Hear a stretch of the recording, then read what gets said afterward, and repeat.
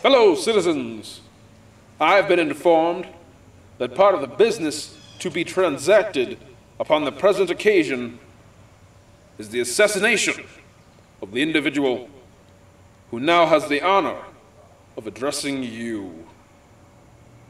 I beg respectfully to propose that this be made the first business in order. Therefore, to any man who has come here tonight for the purpose indicated, I say not to him, let him speak. No, I say, let him shoot. Very well, then.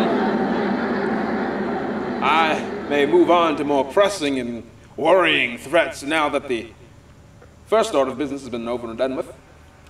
Let me inform you that your president in this great land has been accused by some of its most prominent politicians, like Thaddeus Stevens, and Wendell Phillips, and Charles Sumner, of hideous, egregious, and heinous crimes. Well, I will have you know that, first of all, if your president is guilty of any crime, it is the crime of loving America so intensely that he has to do all that he can for it. Furthermore, I inform you that these men are guilty of crimes themselves, one of the worst crimes, when they work on the reconstruction of America.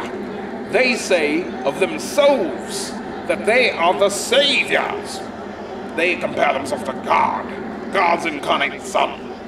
Well, I'll tell you this Commander-in-Chief calls this pure and utter blasphemy.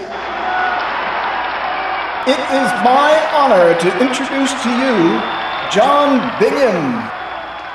Ladies and gentlemen, I come here today to appeal to the greater good that is the conscience of America's spirit.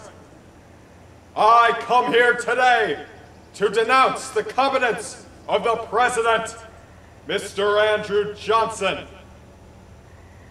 Mr. Johnson is of no greater intelligence than your average philandering drunkard, and quite frankly, of no greater leadership ability as well. That he was unable to foresee the massacre at New Orleans that shocked you all and shook the nation. I cannot understand why he did not have the will to enforce martial law before the attack on the convention, before 40 of his party members were brutally slaughtered. The president, however, is not just guilty of poor judgment that resulted in the incident at New Orleans. He is guilty of many other misconducts. Might I say that he uses his pardoning power in a very liberal way. He has also disgraced himself by appearing in public intoxicated.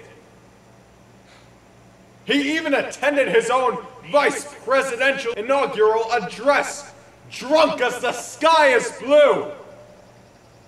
But both of these acts pale in comparison to the allegation that I am about to bring forth.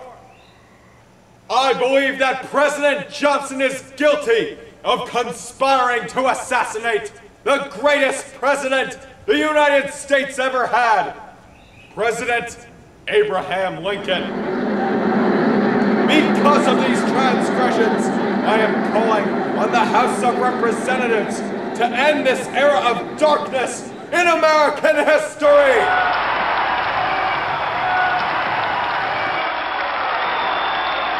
Mr. President, the 14th Amendment, which forces equal protection and due process of law for all Southern Negroes, has just overridden your veto, along with 2 other bills. The traitors just won't stop, will they? The 2 other bills passed were the extension of powers for the Freedmen's Bureau and the Tenure of Office Act, which won't allow you to dismiss any member of your cabinet without congressional approval. And the worst news of all, your Secretary of War, Edwin Stanton, has been caught lying to you. He withheld information about one of the Lincoln conspirators, Mary Surratt, that would have led to her imprisonment rather than death. Well, in that case, Send him this message. I'll write it down right now. Sir, public consideration of the highest character constrains me to say that your resignation as Secretary of War shall be accepted. Yes, sir. It will be done.